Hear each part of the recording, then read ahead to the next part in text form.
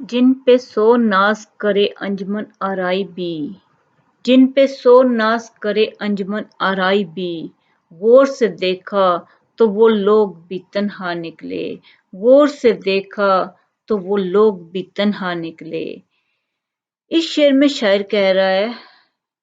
कि सारी अंजुमन आराई यानी कि महफिलें जिन पे नाज करती हैं, जिनको बहुत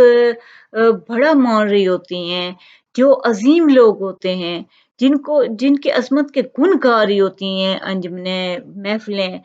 वो जब उनको आप गौर से देखो तो वो लोग भी अंदर से तन्हा होते हैं। यानी कि उनके अंदर तन्हाई इतनी रच बस चुकी होती है कि जब आप उनको देखो तो आपको पता चल जाता है कि ये लोग अंदर से तन्हा हैं। कि जो आप वैसे भी देखो कि जितने अजीम लोग होते हैं ये इन्होंने अपने सफर अपने काम का आगाज जो होता है वो तन्हाई से किया होता है, तन्हाई में किया होता है। ये लोग बहुत अरसा तन्हा रहते हैं, तन्हा अपना काम करते रहते हैं। दुनिया के जितने बड़े मुसव्विर हैं, जितने बड़े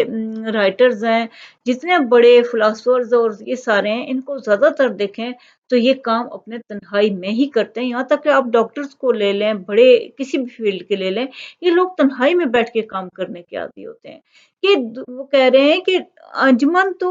बाद में इंसान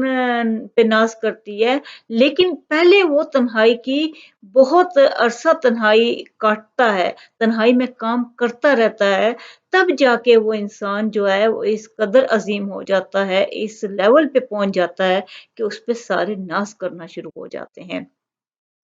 और इन लोगों को ऐसी आदत बन चुकी होती है कि ये लोग अब महफ़िलों में ज़्यादा रह नहीं सकते, ये लोग तन्हाई में अपना काम फिर भी उसी तरह जारी और सारी रखते हैं।